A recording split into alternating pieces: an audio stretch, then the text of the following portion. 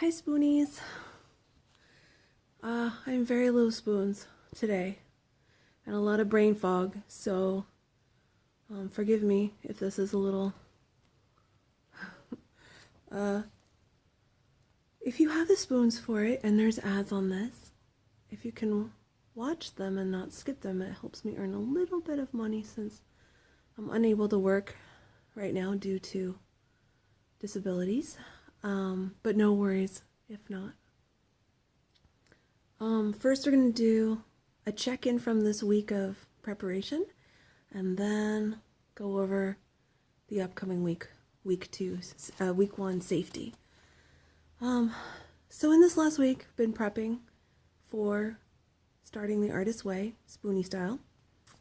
And I've been doing the daily pages, not every single day, but I'm not really tracking them because I find that if I track if I've done them every day, personally, and this is just for me, I get a little intense about feeling like I haven't finished them and I have to do it, and then if I don't do it, I feel discouraged and I want to give up. So for me, it's better just every day is a new day. I haven't done them today, but after this, if I feel up for it, I will. One of the people on the private messaging group on Twitter, which anyone that's doing Spoonieway can join, just send me a message. I'm sorry, I forget how to pronounce her name, but it's at AL0ES. Came up with the idea of an emergency plan, so that if they're unable to do writing that day because of low spoons, brain fog, whatever, the initial plan was for bad brain fog days to write fog for the whole page, or on really bad days to write 5 words in summary of a 10-minute verbal brain dump. And I love that idea, just getting creative with ways to do something every day. For me, I found on one really difficult day, I was very angry and frustrated, so I actually wrote in really huge letters, and I think it took like 6 words to fill up the whole page. The other thing about the daily pages that I found, and other people found, is that it's really important to pace because spoonie bodies, hands are not used to writing that much, and I got sore hands. So I pulled out some arnica, which will help me with the sore hands. And I also found that if I wrote later in the day, that I'd have overnight to kind of heal and recover, so I didn't have to deal with a sore hand all day. I've also been surprised already at some of the stuff that's come up in the daily pages, both fear and a sense of liberation. It's sort of surprising what I found is in there and just sort of comes out. It feels really raw, and I made the mistake of sharing some of it with my husband, and I wasn't ready to hear his reaction and all of that. So it's, I think I learned my lesson to not necessarily share that, and while it's still so raw. And then the artist date. So there's a lot of discussion about, is this artist date, is that artist date, what is it? And I realized I wasn't really totally clear on it myself, and so I went back to what the book says, and the words that Julia Cameron uses are like magic, delight, fun, mystery. So to me, as I was reading her description, I was getting like a sense of wonder, and my body just felt lighter as I was thinking about it. She also says that the artist date is filling the well or restocking the pond. So the idea being that, you know, when in the creative process, we draw on this well, and then we need to fill it back up with images and felt experience, and that art is born of this very sort of sensual, image-driven experience. Even with writing, she said, we're chasing images. And so a lot of the times the idea is that art comes from pain, but that actually, she says, pain can force us to, I think she's talking emotional pain, not this pain, but pain can force us to focus our attention on things and be more in the moment. And that if we can bring that focused attention, what I felt like was intention to an experience, that is what fills and restocks our well. So to me, it's really, really different from pacing or self-care, okay? Because, one person was saying that, oh, well, I have to pamper myself and that sort of thing. Well, I don't think, so pampering, if I don't do it, I don't get sicker. Self-care and pacing, if I don't do it, I do get sicker. So that's another level of difference to me, is that like, a great bath or a nap or watching Netflix, whatever it is, if I'm doing it to not get sicker, to not lose more spoons, then that's a survival thing. That's a health and healing thing, versus the sense of wonder and mystery and magic that is the artist date. So, for instance, Netflix.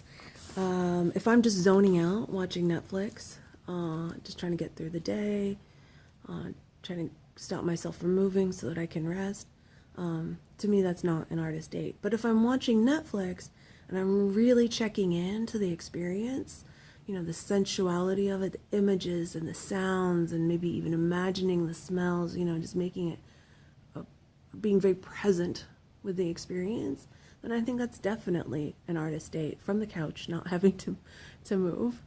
And so the same thing for like being on the internet. Like if I'm just doing it mindlessly and just trying to recuperate, to me that's not an artist date. But if I'm really deliberately creating my experience, then it really can be. So for instance, one thing I did today was I searched a day in the life of Japan, and found some great videos on YouTube, just full of amazing imagery and sounds, and I could imagine some of the smells because I've been there. So, and then I think especially doing something like that, and then adding in a sensual part of the experience, being like having green tea or bubble tea or rice crackers or Japanese candy or having some incense or something to add in the other senses to the experience. I think that's from the couch, a great artist date, very spoonie friendly. So I'm gonna post in the description a link to a page with more spoonie friendly artist date ideas. Okay, so if you don't have the book, I strongly recommend getting the book, because each week it's kind of like a mini therapy session with her. But I'll just kind of go over some of the things I highlighted from week 1, recovering a sense of safety. So the first sentence is, one of our chief needs as a creative being is support. Unfortunately, this can be hard to come by. And I think as Spoonies, we know this in a really deep way. And that part of the magic of doing this will be how to create that sense of support for ourselves, from ourselves, in a authentic, heartfelt way that can sometimes be missing when we're just enduring day-to-day chronic life. She goes over how as young people we were often squashed in our artistic dreams by the people around us, not because they're mean, just because, or maybe sometimes they're mean, and sometimes it was because of being practical, that it wouldn't work out, and that a lot of time people then become what she calls shadow artists, where they support the people around them in arts and artistic endeavors instead of ourselves, and that it's up to us to say, hey, wait, no, I am an artist, and to not judge ourselves for our efforts, and that it's almost like a form of self-abuse to judge our early artistic efforts, and that we are you got to learn to walk before you can run, so to speak. Or we're learning t-ball and we're not in the major leagues. So she encourages us not to be perfectionists, but to go for progress. And that's really about the experience of it, rather than the product. She talks about core negative beliefs that we have that come up, including like if I'm an artist, I'll die, or people will hate me, or all those kind of unconscious things. She calls them blurts, and she encourages us to turn them around and turn them into something positive. She said that there are a lot of activities that may strike us as hokey or unproductive, but that it's about using some learning tricks to heal these things, and that we should try them before we discard them. So with the blurts and affirmations, so the blurts, if my thing is like, I'm not talented enough, the affirmation could be, I'm very talented, or something like that. But it should be, I think, whatever resonates for me. It doesn't have to be a literal turnaround. It's whatever resonates to get at the underlying feeling of the negative belief. And then there's the tasks. So for this week, it's the daily pages, the artist date, and then I'm going to do imaginary lives, which is where we come up with other lives to lead, and then do something from them. And a couple of the time travel exercises. And then she says to do the affirmations and blurts after every daily pages. And then that's it until the check-in for next week. So I hope you have a great week, and check out the link to my blog post on this, and join us on Twitter at #Spoonieway, or join the private messaging group. Bye.